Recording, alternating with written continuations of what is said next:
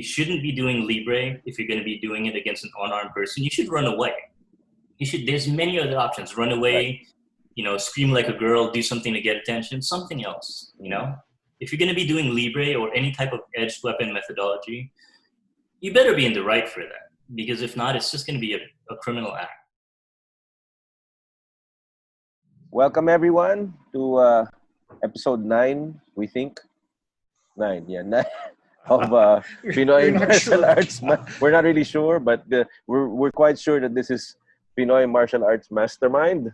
And today we have a very special guest, streaming live from San Diego at Libre Fighting Old School.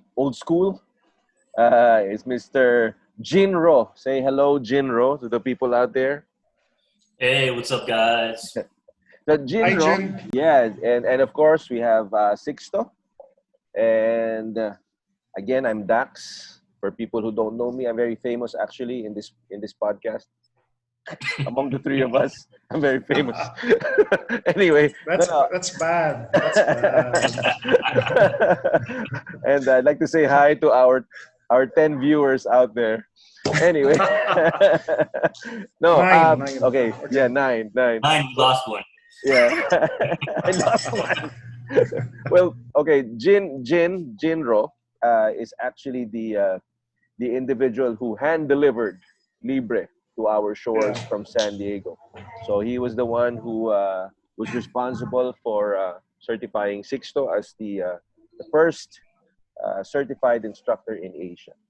So Jin, just say hello in a few words. Tell us what your role is in Libre and how you got started. Okay, so my role in Libre initially was I was just basically a student. I met Scott, I think it was 2011. I went out to the middle of nowhere, basically, far away than what I was used to. And my first class in Libre was specifically memorable because, okay, a little bit of a background first is I was a nerd ever since I could remember. I grew up, I had a high aptitude for science, and just like any nerd growing up in the 90s, I was born 86, a lot of bullies came around. And my only release or escape from that was late night with my dad watching martial arts films. And all throughout my life, got bullied, different events. And I met Scott first because I was a martial artist since 2001. Before then, kids class, whatever. But 2001, I took Kajikembo. And then 2001, 2005 was my Kajikembo time. Went to the Philippines for college. And then when I came back 2010, I continued my education in Kajikembo. But my Sifu, my instructor, he started also adding on more knife fighting to it. And me, being Filipino, ashamed to say, I suck at patterns. I think, honestly, and this is just my personal opinion, patterns are bullshit. I can't use it in the street, and unless somebody knows how to do it, and I'm sure there are people who are, unless you know how to make a pattern into something workable for you, it won't work in a randomized situation, because the person who wants to hit you will hit you not in a patterned way. So since I sucked at patterns, and I grew up scared of knives. That's the very funny part. I was scared of knives because I had a mom who said the moment I hold a knife that I might cut myself. So I just had that in my head. So 2011 came around, didn't know anything about knives, sucked at Filipino martial arts. I decided to go on YouTube, and I think I typed up knife fighting, and I had it in my head. If I'm gonna get over my fear, I'm going to go ahead and look at the scariest video I could find of knife fighting that they teach. And I went through a whole bunch, every single one that you guys probably know of already. And all of a sudden, Libre knife fighting was one of them. and I just saw people stab the shit out of each other in ways that I saw in CCTV videos and in news and different crime medias. So I said, you know what? I'm willing to get stabbed a lot to learn this. So I decided to contact Scott, and it was around October 2011, and he replied back. And Scott, knowing Scott, he background checked me, I'm sure. He told me the address for the place, went over there, and my very, very, very first memory of Libre, he told me to do, he taught me how to do, and the whole night we just did 5-pack. And for those of you who don't know what the 5-pack is, the summary of it is you're going to stab the neck no matter which way the opponent blocks. And it got to a point within the first 10 minutes that me and Scott were actually having conversations while we were doing that, the 5-pack, stabbing each other in the neck, blocking it, and all that type of stuff. And I got jumped straight from that to later on that same night into a blender session. And I didn't know what the heck a blender was. I thought blender session, okay, you pick a guy, you spar with him, whatever. Next thing you know, we go up to a very corner of a stage that was in the room, and it looked like a mini fight club with knives.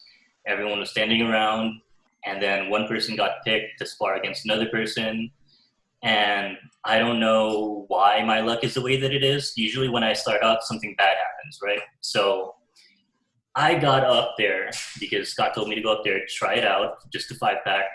And by the end of that session, we kind of talked a little bit about my background, what I did for a job. And I guess I passed. Like, I was safe to keep around because I was with Scott ever since in Libre. You mentioned blender. Yeah. Can you explain to people out there what the blender exactly is and how it differs from a regular sparring match? Okay, so the difference between the two is a regular sparring match, I would say, would be more of a dual mindset where it's one person versus another or one person versus a few others, but it's usually from a range of outside contact range to a little bit further than that. The best description I can give it to would be a fencing match, a Western fencing match, where they're outside of space and then they go in for strikes. The blender would be more in line with trying to survive getting jumped. That's the best way to put it. Right. One person could jump you, and it would be just hyper aggressive. I mean, you just got to call on the spirit of your ancestors in a way. Especially the very first night, you just feel like it's going to be now or later on, but one of these days I'm probably going to get messed the hell up. But the blender is basically it would be like going into a blender, literally. Two people just doing what they do with aggression, with no stop, until your instructor, whoever's overseeing you, just stops it. It's not about points. It's not about who got the lethal kill. It's more educational than that. It is being able to work around chaos. That's the best way I can put it. Oh yeah, chaos. Yes. Yeah. The thing about the blender is, half of the martial artists I talk to, they are attracted to the blender. The other half, they hate it. Personally, that's one of the things that attracted me to Libre. Anyway, is there anything else anything else other than the blender that attracted you to Libre? Well, I would have to say that it is, what's the best way to put it? It would be, in my words from when I began, disappointingly simple. Because I'm a person that's used to, okay, you do this first and then this, or in martial arts, stance and then do the basic strikes and then do techniques and then kata or whatever else. And there's a progression to that, kind of like a stepping stool. And instead, Libre is from day one, what you learn, you can apply. There's no beginning movements, there's no anything, because if you want to think about it, Libre in itself is just all beginning movements. It's all start from scratch. It's all finish where it is. And the reason why is because Libre is an edge weapon methodology that's particularly for smaller tools such as pocket knives, but it's not limited to that. It's limited only to what you can carry on you that can be applicable to it, such as pens, spikes. I've had a student before when I had a martial arts school just for a very short time that surprisingly used a part of a zip tie very effectively. Not the same way as a knife, but very effectively to be able to make a person flinch to be able to do something. And that's still Libre. So I would say that Libre is surprisingly simple, direct, and it cuts around a lot of things that people would expect if they went to a traditional school. Yeah, it's still one of the most misunderstood knife systems. Yeah, I was gonna say something along that line, because a lot of people say that Libre is bad, for the lack of a better word, because it concentrates on stabbing unarmed individuals.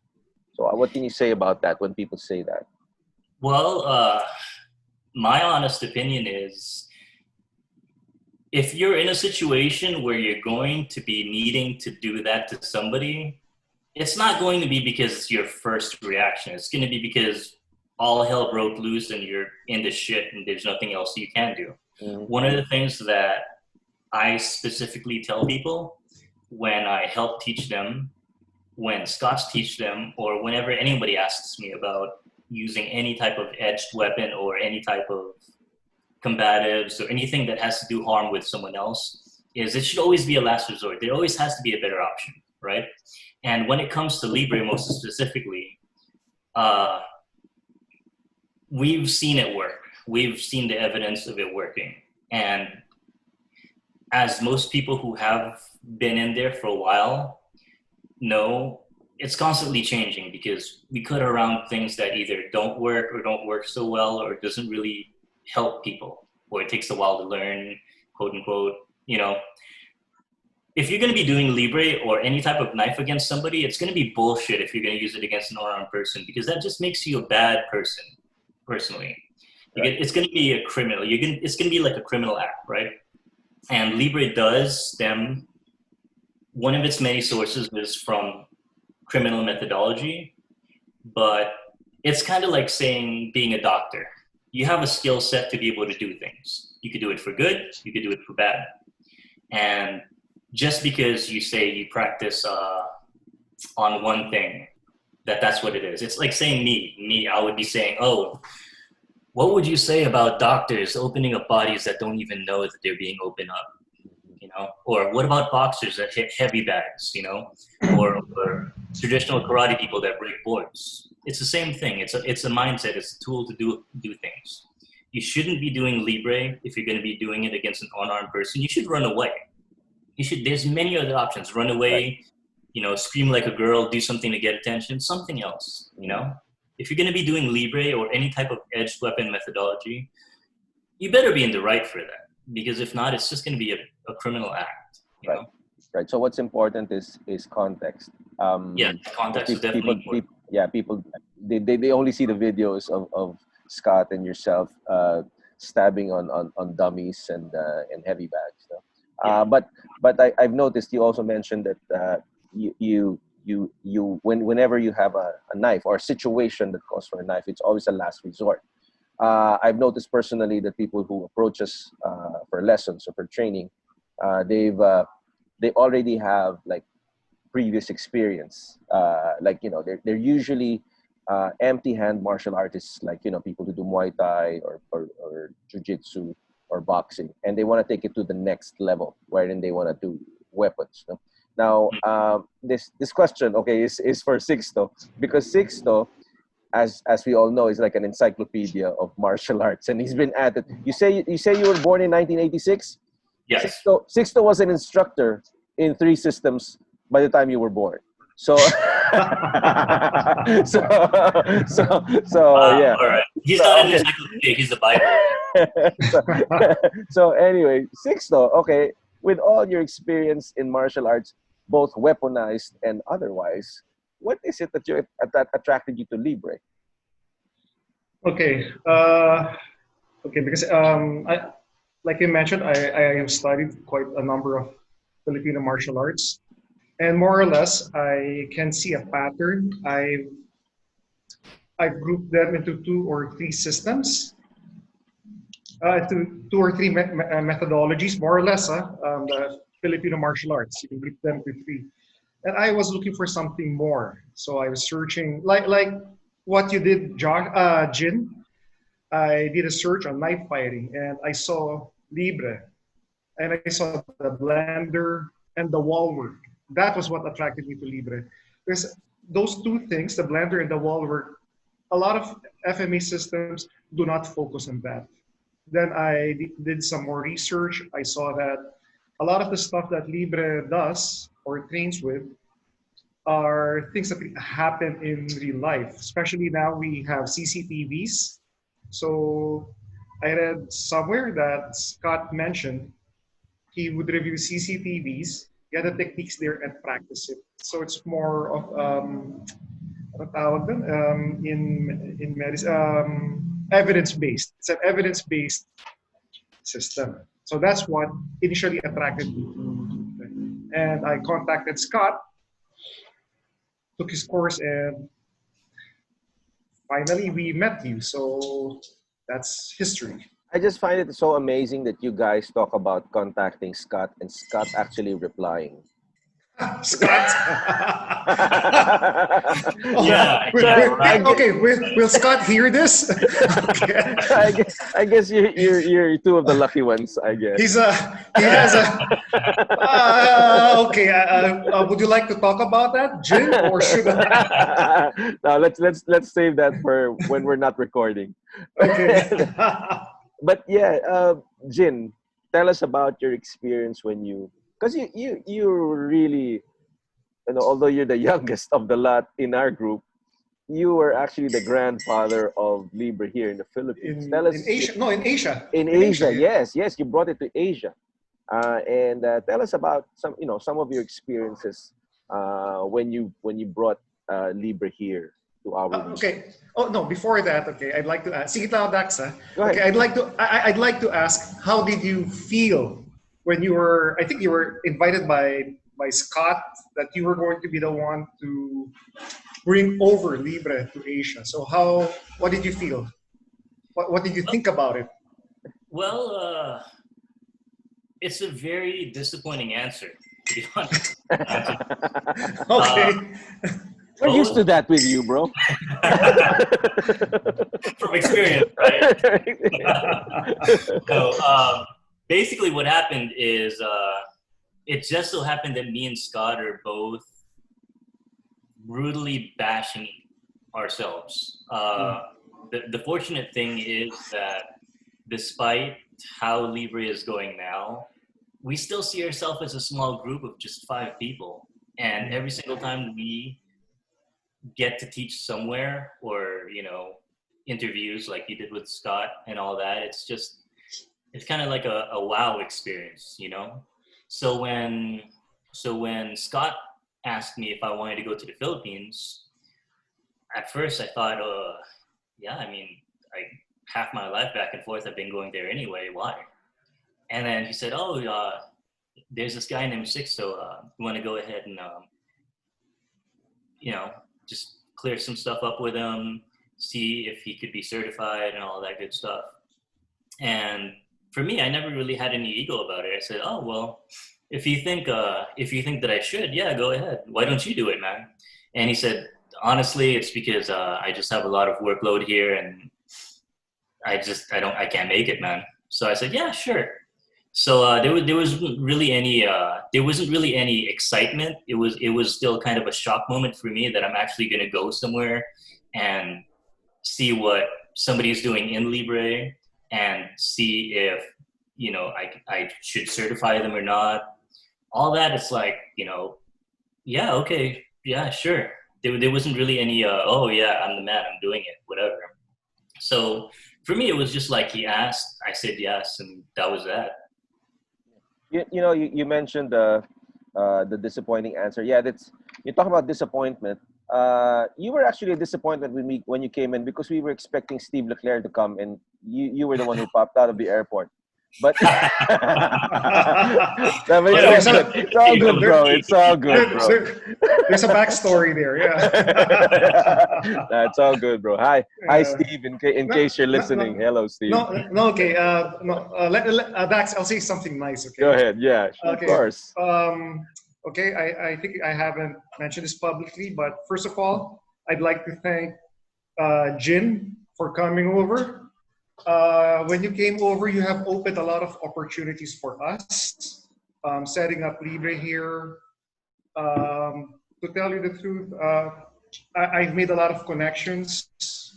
My network has expanded, and when you came here, it was our the first international seminar that we organized, me and Dax, and actually including Alfred, right? Yes. And because of that, it opened a lot of opportunities for us. So I'd like to thank you because of that event way back June 15, 2015. I remember it was this month, 5 years ago. Because of that, we are doing a lot of things now. So thanks, Jin, for that. Thanks for coming. Man, can you believe it's half a decade already since the Yeah. first time, right? Yeah. I remember. Lord. I remember we had we did the blender, and then and I remember. people got crazy. People just got crazy with that. Yeah, Yeah, people yeah, got. many injuries in blood, man. Oh yeah, yung dugo, di ba? The blood. Yeah, Somebody see somebody's what's up. elbow pop. Somebody's elbow pop. Yeah, And I think and then somebody got an ACL injury and like, yeah, yeah. And one of your students during that seminar, the first official Libre seminar in the Philippines, he became the commanding general of the Philippine Army. oh yeah, yeah. Oh, Yeah, yeah, yeah, yeah. I think I General know. Albert. So you did a lot when you came here, Josh. That's why we keep inviting you to come here. Remember, we invited you back 2016, Yeah, 2016. 2018. You Yeah, were supposed to come back this year, but the pandemic happened. yeah, We'll do it again next year for sure, Jin. Okay. yeah.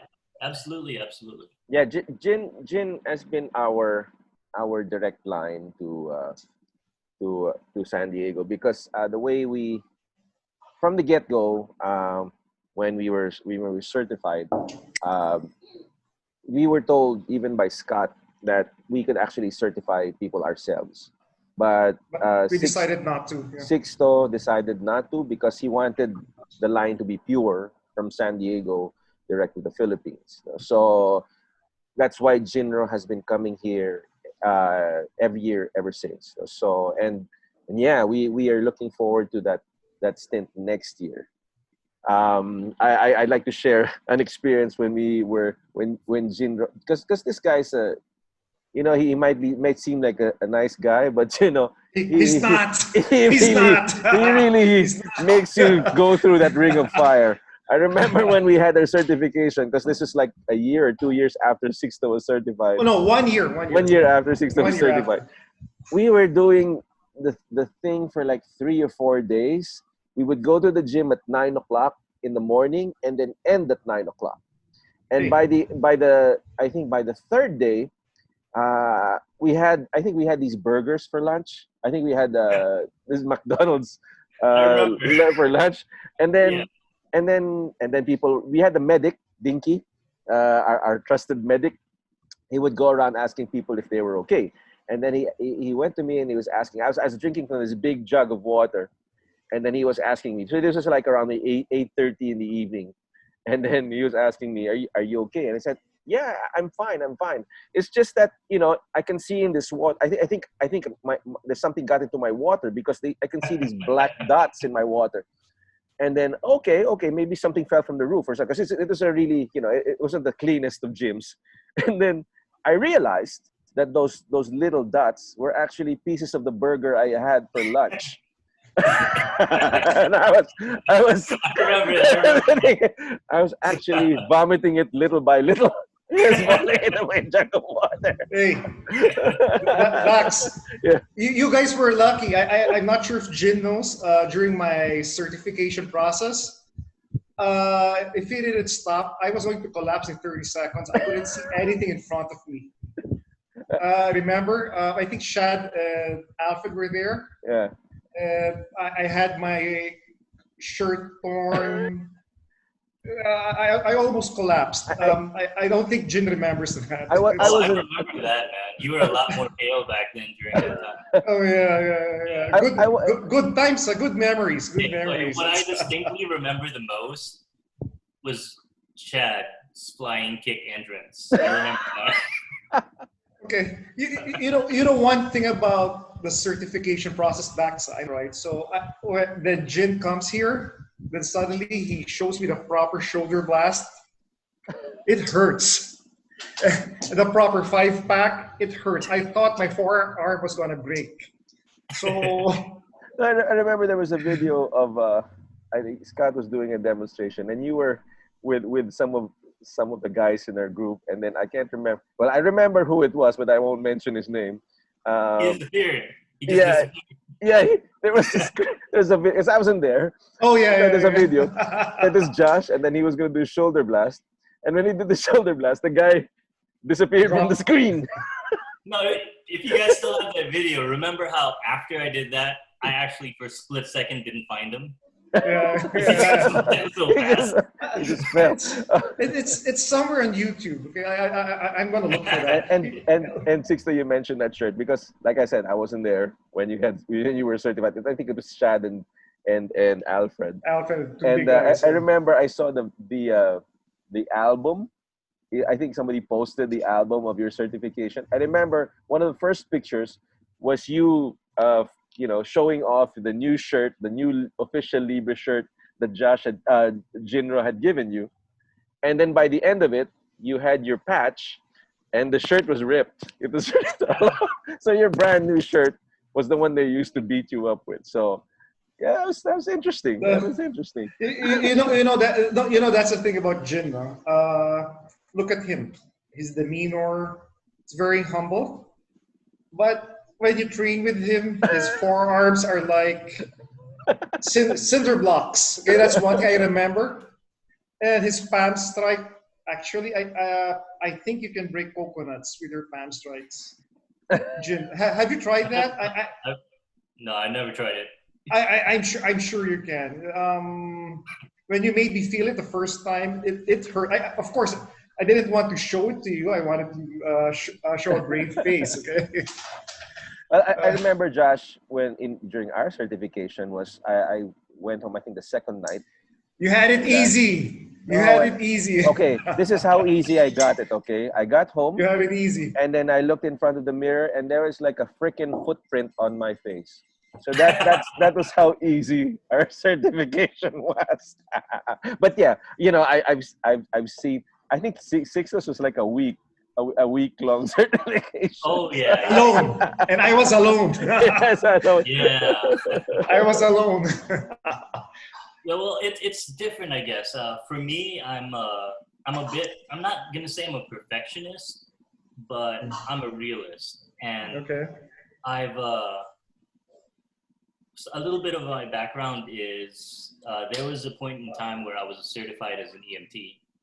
And aside from that, and me going into Libre and then seeing things being used, actual like data of things in Libre being used in the real world, it gave me a sense of responsibility when I teach, but it also made me think whatever I'm teaching, if somebody else does have to use it, whomever they use it in that situation, it's just me, I feel personally responsible for it. So you could say that every injury that somebody inflicts on others, if I teach it, I feel like I'm kind of responsible for that because I taught this person.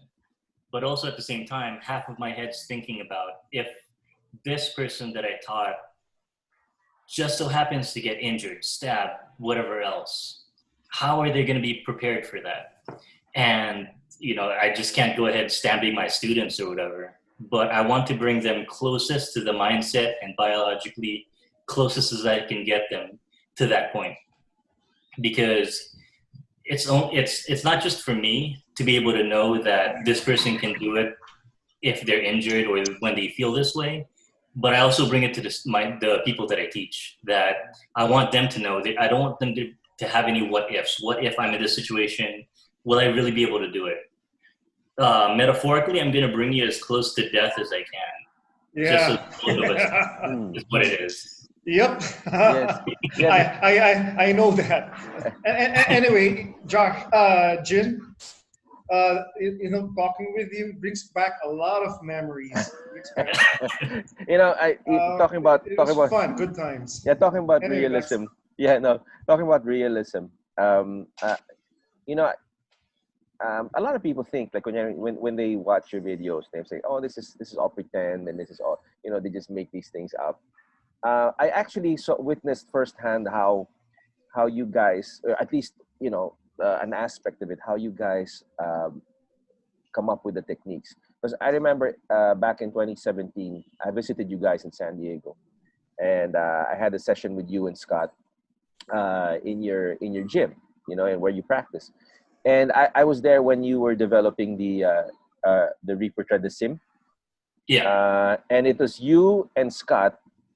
You were doing these techniques, and then you were trying to figure out what would be the best.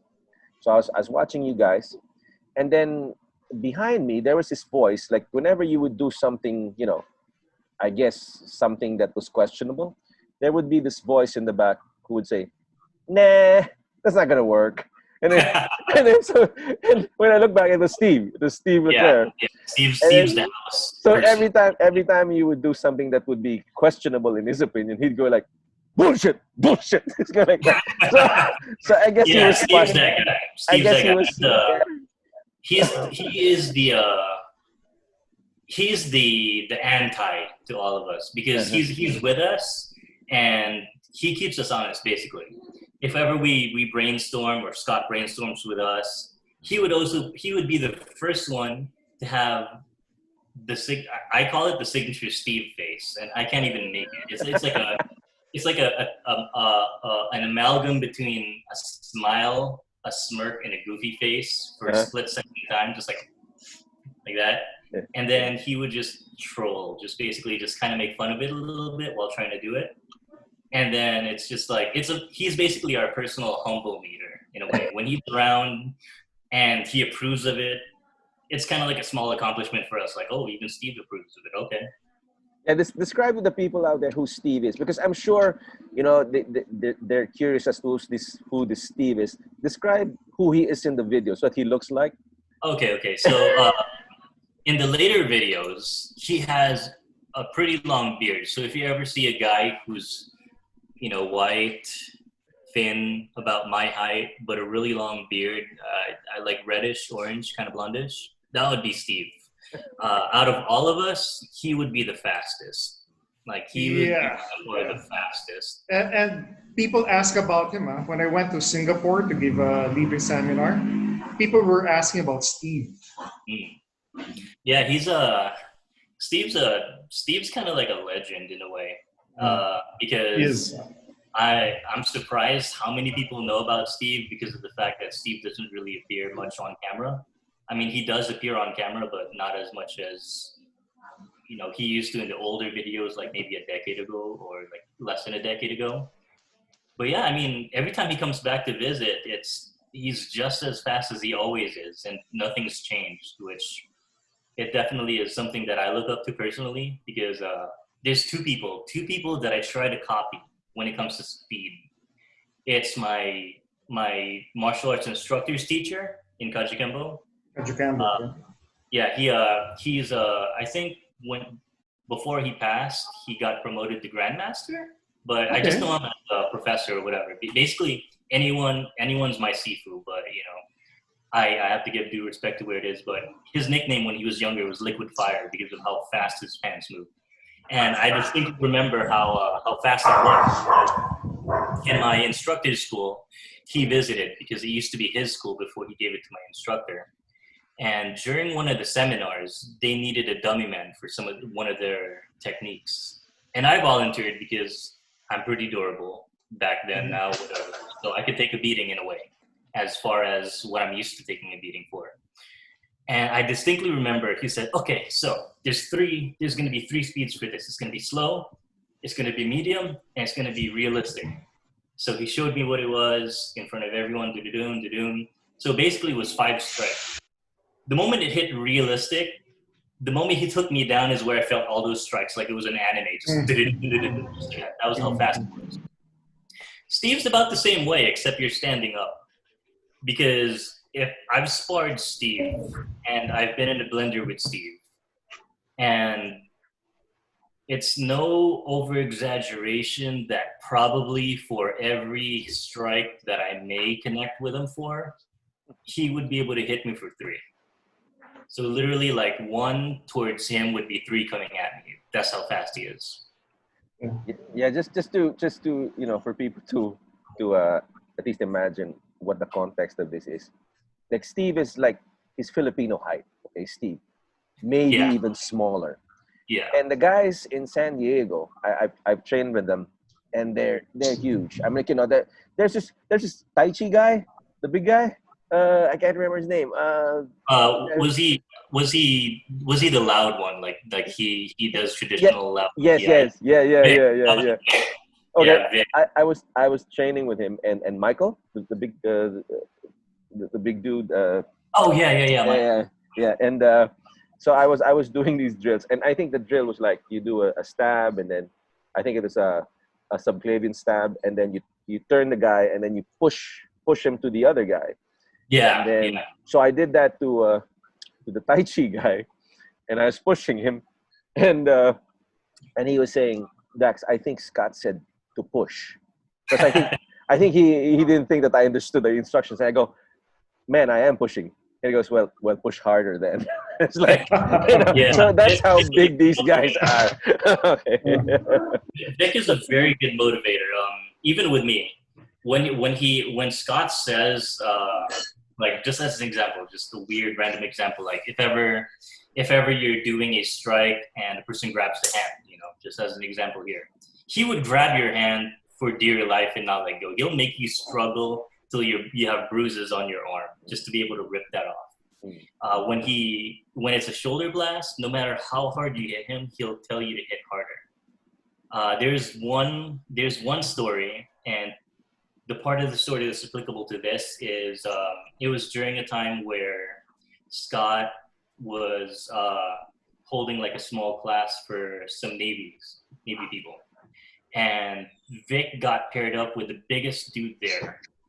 He basically, like, his arms would be the size of my thighs or something, just really thick. And when it was the wall work, no matter how hard the guy was basically pushing Vic against the wall and pinning him, Vic would be like, "Is that all you got? Come on, man!"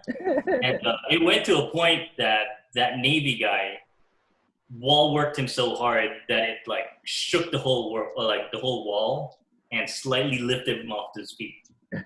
It's like, oh, yeah, good. And Vic, no matter how much punishment you give him, he'll keep you honest. Like, he's a hard guy. He's traditional hard-bodied martial artist guy. That's him. Jin, so I'd like to ask you some stuff which isn't directly Libre connected, okay? So you've been here 2015, 2016, 2018, and we were supposed to have it again this year, but again, we'll have it next year. What makes you keep coming back? Do you have a lot of fun here? Yeah, of course. I love teaching. No, actually, it's because half my life I've been there, just back and forth. I was born and raised here. I went there for grade school. I came back for middle school and high school here. Went back there for college, then came back over here. So pretty much all my family's over there. And my college friends are still all over there. I get to talk to them when I come back, so it's always a good reunion. But I just have to say that the Philippines is a lot different than here in ways that, I don't know, it's just different. It's the culture, the sights, the experiences. Like one experience, oh my God, my first experience ever in a place that I knew very well. Okay, so I went to a city called Makati, and Makati I've been to a lot because the college that I went to was right next to it. It was in Manila. This is Makati next to it, and it was in one area of Makati that I didn't even know existed because I passed by it all the time.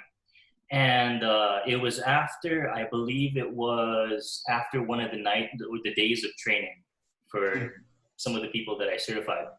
And they said, "Hey, you want to go out? You want to go out tonight? I'll go ahead and pick you up. I'll bring you for an experience. It's going to be a little bit outside of your box, but if you're comfortable with it, you know." So, you know, me, I'm all game.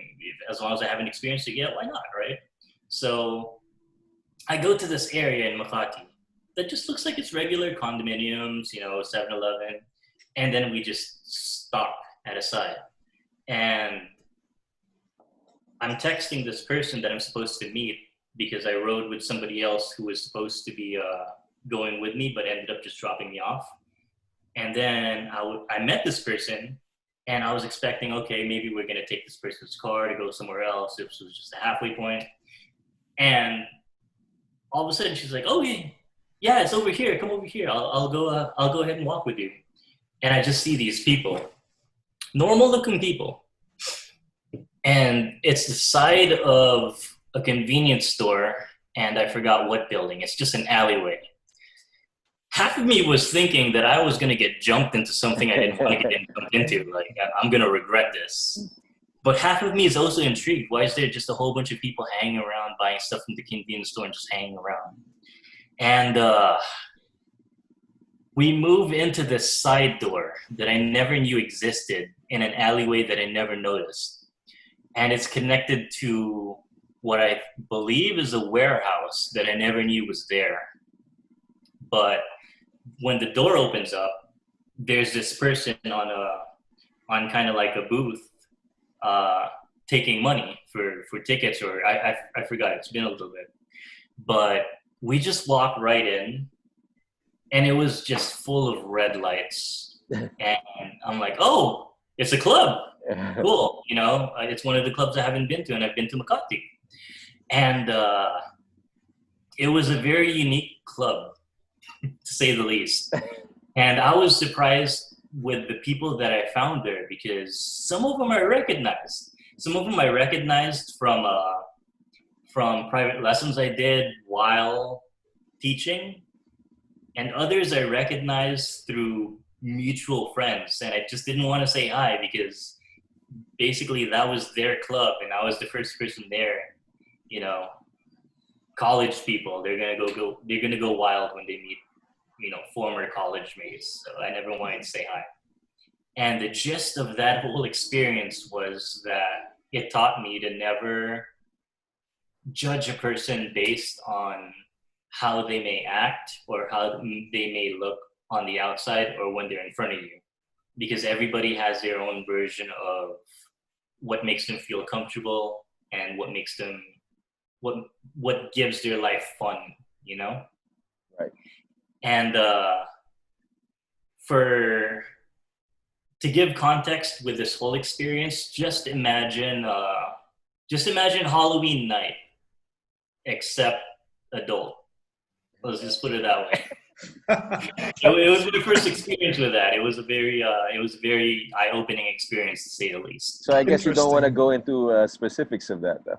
It's better for the podcast that we don't. Let's just say that it was a very interesting experience, and I learned a lot as a person in that club. Right. Okay. Well, next time you're here, you take us there. I'll be there, take you guys there, because I'm gonna get lost. Oh, okay. So yeah, I think we can wrap this up. Anyway, you guys, Josh is a friend, so we promise he's gonna come back here. You know, if he allows his busy schedule to let us we will invite him Yeah. over again. So Jin, but when you come back here, stay longer. Stay for a month. Fun. Man, stay for a month, okay? You know us as hosts. We'll make sure you have a good time. yeah, Okay? when you if you stay here for a month, when you go as home, usual. that beard will be pink when you go back home. Hey, what are you guys talking about? I had to go to a barber shop directly before this podcast, so it's nice for me and be all appropriate and stuff. Man. Yeah. Anyway, Scott, thanks so much. Uh, Sorry, Scott. Jinro, thank you so much for. Yeah, wrong bearded person. I know, everybody has beards Yeah. now, so I just shaved myself actually. Anyway, Jin, Yeah. thanks a lot for coming here. Again, like I mentioned earlier, you have opened a lot of opportunities for us here. So Yes, you have. thanks. Yes, you have. Oh, definitely. I'm thankful to be able to be given the opportunity to teach you guys.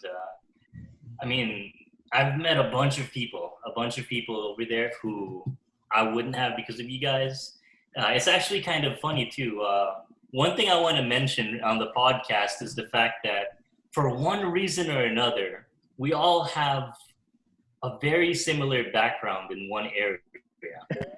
And it was funny because the first time I ever met Sixto, he started mentioning a few of his friends because I told him that I went to college there.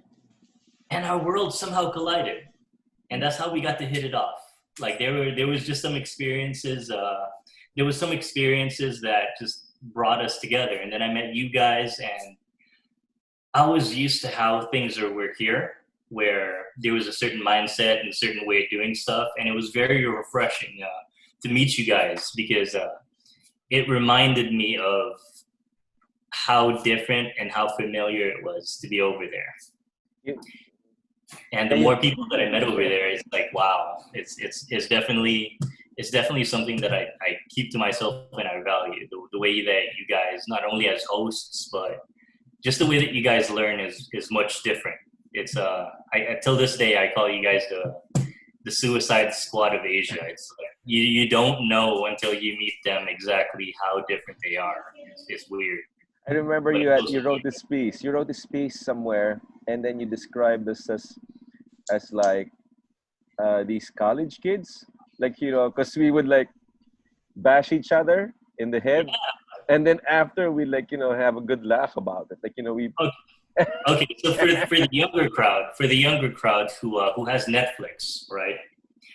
I'm not going to make an overestimation of this. It's if any of you guys who are younger, or any of you people my age or older, have watched Baki on Netflix, where there's a whole bunch of martial artists who don't. Some of them look like they're martial artists, some of them don't. And some of them do become friends. Some of them, become rivals, but then are friends. And yet they have surprising skill because they train in it. But then they just fight and they get injured, but they're still laughing and everything. That's pretty much these guys in the Philippines. It's injuries, moderate to semi-severe, would be kind of common. But then they're still all friends. Yeah, just like your first blend here, like we mentioned before, we had an ACL injury and with a busted elbow with the needed stitches. Yeah, we had to disinfect the floor. Yeah, because of the 5-pack, I had this. Remember that I had this really big bump on my arm, and you told me to get a Cali stick and roll it on that out, thing. right? Yeah, so didn't really work, but yeah, felt good. Josh, Jinro, I keep on calling you by your fake name, Jinro. Thanks so much for guesting. Josh. We've learned a lot. I hope you come back. It's been a joy. Come back to this podcast and also to the Philippines. We're Sixto and I. We're really working. We really want you to come back sooner than later. All right. Oh yeah, definitely. Whenever you guys want me around, just how to contact me. It's all only good. to take us to that place you're talking about. Oh really? You want me Yeah, Sixto. Any parting words? Yeah. From that place. Okay, maybe we'll see you again soon, Jim. Okay. Oh, definitely. Looking forward to it. So that was Jinro. So that was a great podcast. Yeah, What great. did you think about it, Sixto? Great interview. It made me remember a lot of things. Great memories. Really had fun with the guy. And the first time he came here, remember 2015, you guys were there. We were the first batch of guys who attended his seminar. Really had a great time. And he really tested me. I was um, getting old, and he taught me again to push myself. I really had a great time with him. That's why, remember, we keep on asking to come back. Came back 2016, he came back 2018. Again, this year we were planning to have him back, but Yeah. well, maybe next year we'll have him back. And Dax, what Yeah, do you think of? as we were mentioning before, Josh is the way Josh is when he trains you is different from what he is when you're when you're talking, because he's such a laid back guy. But you don't know how much of a dictator he can be unless you train with him. So and every time every time he was here, he would do the seminars also. Like apart from certifying the instructors, he would also do seminars. And these seminars are really very, very how do you say, unique. And it's something really to be experienced. And hopefully, yeah, we're really working, you and me, for the people out there, don't miss it. If he comes, don't miss it. 2021, yeah. 2021 is our target. 2021 is our target. Again, something about Josh that I just remembered is he has heavy hands. Oh yeah, very heavy feet. hands. Heavy feet. Heavy feet. On my face. Hands. He's built like a tank. That's one thing I remember. He can take it and he can also dish it out. That's one things I remember about him. And again, we have to thank him. You mentioned earlier, he's a grandfather of Libre not only in the Philippines, but in Asia. He's a grandfather of Libre here. So again, I'm happy that he literally hand carried Libre. Yes. So thank you for that, Josh. And for the people listening here, Dax, can you look for the link of his first venture to the Philippines? Remember? Yeah, let's look. He has a YouTube. It's about 2 minutes long. It showed his seminar here. His first time to have a seminar here, the training, and the injuries. Yeah, it's actually our 5-year anniversary of having Libre in the Philippines. Yeah, we'll try to find that, and then we'll post the link on the comments below. Okay, Dax. I think that's all for now. All right. See you, Sixto. Till next time, everyone. Peace out.